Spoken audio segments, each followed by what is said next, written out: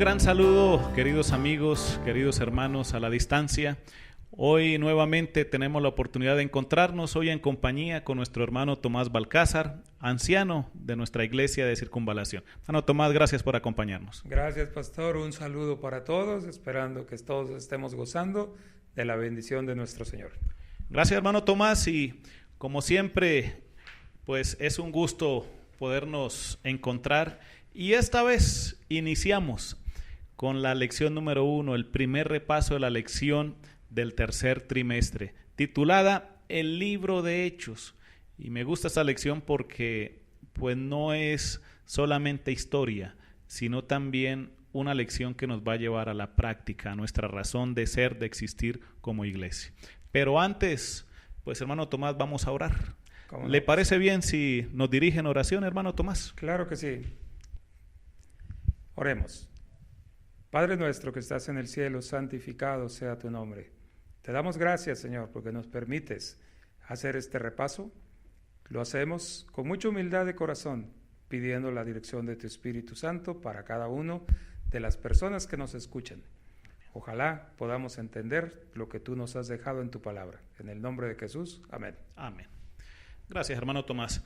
Bueno, pues vamos a adentrarnos al repaso de la lección. La lección de este trimestre, como decía ahorita, tiene que ver con mucha acción. Pues el mismo libro, el título, nos dice una gran verdad de que es práctico el libro. Hechos. Y yo diría, pues el libro nos lleva a realizar acciones, a realizar ciertas cuestiones que tienen que ver con nuestra esencia de ser adventistas del séptimo día. Así que el primer repaso está titulado Me seréis testigos. Y esto dice mucho porque pues realmente un testigo es alguien que vio algo en primera persona, lo sostiene y lo cuenta a los demás.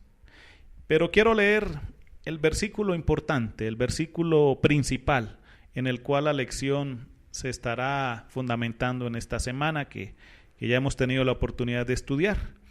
Pero recibiréis poder cuando haya venido sobre vosotros el Espíritu Santo, y me seréis testigos en Jerusalén, en toda Judea, en Samaria y hasta lo último de la tierra.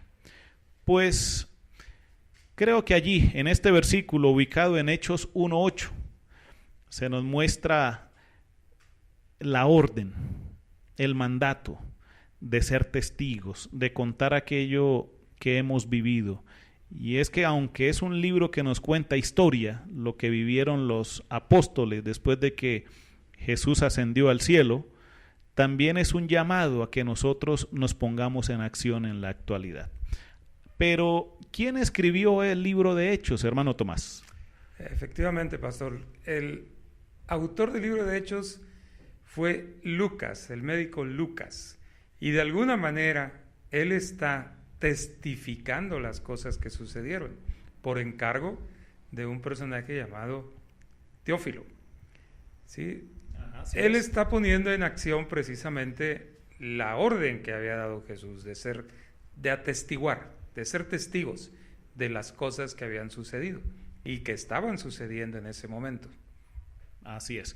Y no olvidemos que Lucas pues ya había escrito un libro, ¿verdad? Pues el Evangelio según San Lucas, el Evangelio de acuerdo a la visión que él tenía. Pero se considera que Hechos es la continuación, es el segundo tomo que Lucas escribió, ¿verdad?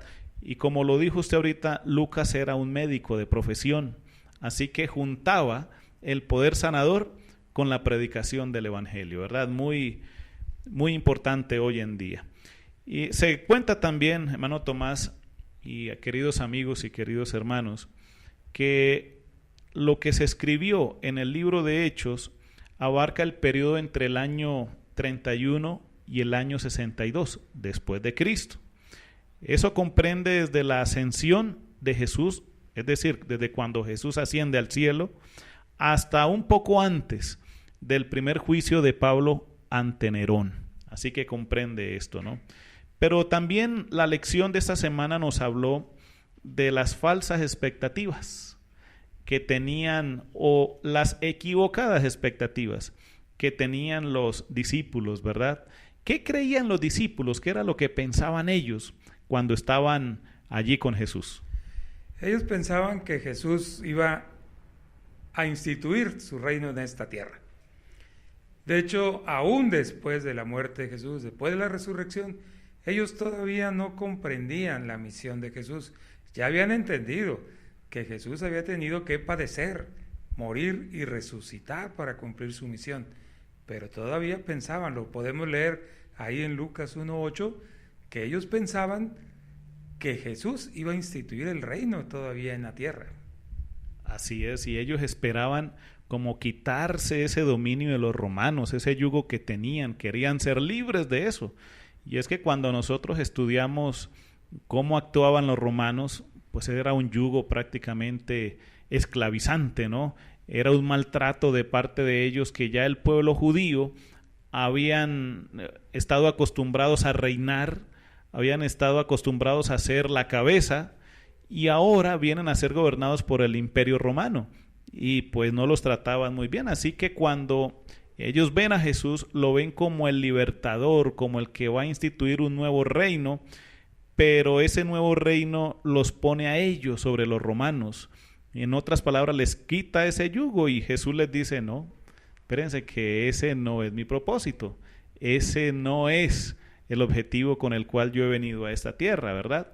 E incluso después de que Jesús muere, resucita, aún los discípulos seguían creyendo y dijeron: óigame, la resurrección es garantía de que sí es verdad, de que sí va a haber un nuevo reino, de que este Mesías se va a imponer y va a castigar a todos esos romanos para que aprendan, en fin, pero se estrellan con pues la verdad de que así no era el reino que estaba pues mostrando nuestro amado Jesús, ¿verdad?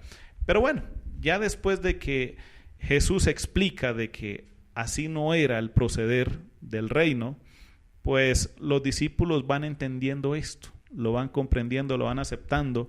Incluso no olvidemos, ¿no?, que hasta muchas veces se pelearon, ¿no?, porque quién iba a estar al lado de Jesús y quién iba a estar más cercano allí. Pero pues Jesús siempre les mostró de que así no era, ¿no? Pero bueno, hablemos también de la misión de los discípulos, porque una vez Jesús asciende, pues deja una tarea, y no era de que se iban a quedar allí sin hacer nada.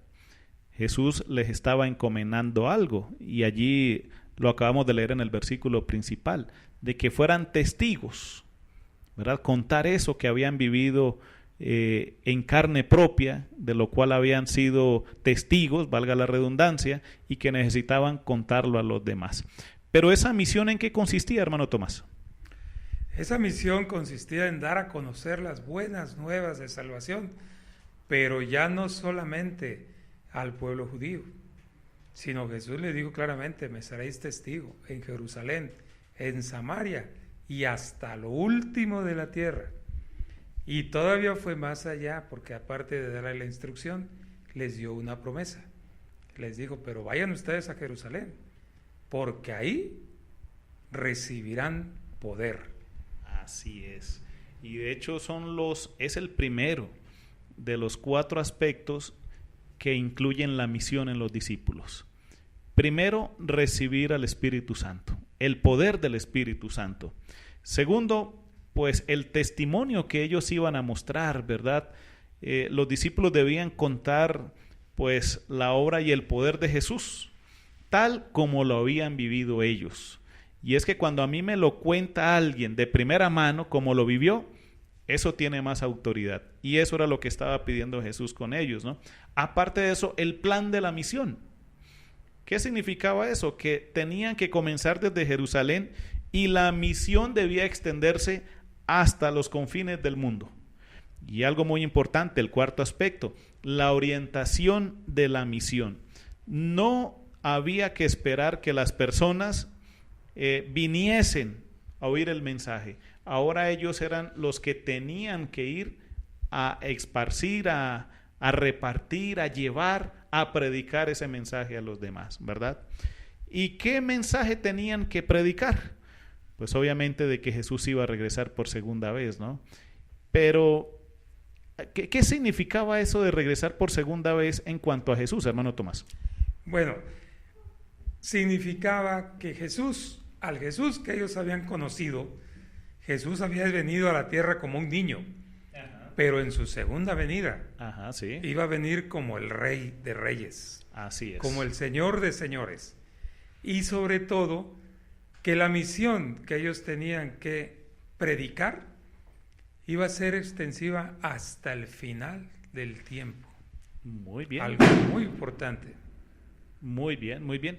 De hecho, una de las cosas que resalta ese momento o ese mandato era de que tenían que estar unidos, tenían que estar en oración. Y pues cuando Jesús asciende al cielo, pues los discípulos se van a ese lugar llamado el aposento alto, ¿no?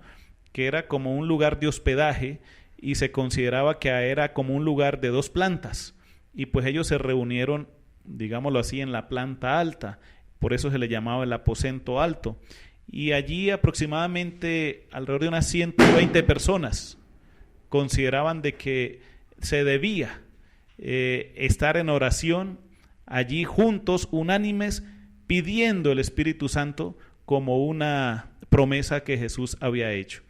¿Y para qué esa promesa, hermano Tomás? ¿Para qué el Espíritu Santo? Bueno, el Espíritu Santo iba a ser precisamente la fuerza que les iba a mover a ellos para realizar la misión. Recordemos que la unidad que ellos habían alcanzado era tal que nos relata el libro de Hechos que nada era de nadie, todo era común, porque la misma misión era común para todos. Es un simbolismo que encontramos ahí. Sin embargo, había una cosa que hacer antes de que viniera el Espíritu Santo. Así es, muy importante, ¿no? Que cuando estaban allí reunidos los 120 seguidores, esos amigos fieles a Jesús, que estaban allí, pues, entre los discípulos, y pues se dieron cuenta de una gran necesidad, de que, pues, Judas había dejado un vacío. Judas había dejado el lugar, digámoslo así, abierto para que otro apóstol viniera a formar parte de ese cuerpo, pues los 12 apóstoles, ¿no? Apenas habían quedado 11. Pero ¿cómo se hizo esto? ¿Cómo se buscó? ¿Quién fue el nombrado? ¿Cómo fue este proceso, hermano Tomás? Bueno, los discípulos primero que nada oraron mucho para que les fuera dada la instrucción de cómo hacerlo. Después que el Espíritu Santo les dijo cómo hacerlo, dice que nombraron a 2, a uno que tenía por sobrenombre Justo y a otro que se les llamaba Matías, sobre los cuales echaron suertes.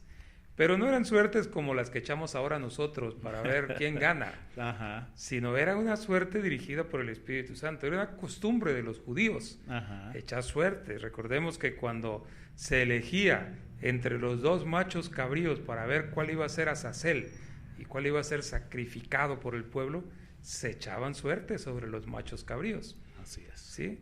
El Espíritu Santo dirigió este nombramiento. Muy bien, hermano Tomás. Pues esa es prácticamente la lección de esta semana.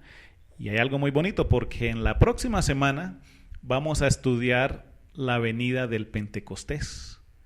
La venida del Espíritu Santo en el día del Pentecostés, ¿verdad? Ese día sucedió algo muy especial, sucedieron ciertas cosas, pero eso lo vamos a ver la próxima semana. Así que gracias por acompañarnos en este repaso, gracias hermano Tomás.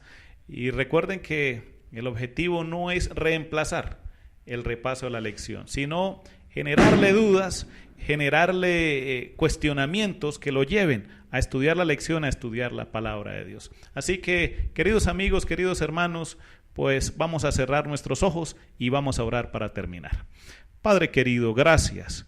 Una vez más te pedimos de que al iniciar el estudio de este trimestre podamos ir a la práctica, así como lo dice el libro, Hechos, que podamos llevar la palabra, que podamos ser los discípulos actuales en este tiempo. Gracias, Padre, bendice a cada uno a la distancia. Gracias al hermano Tomás por su compañía, bendícele también. En el nombre de Jesús te lo pedimos. Amén. Amén. Gracias, hermano Tomás, por su compañía. De nada, pastor. Nuevamente, amigos, hasta pronto. Dios les bendiga.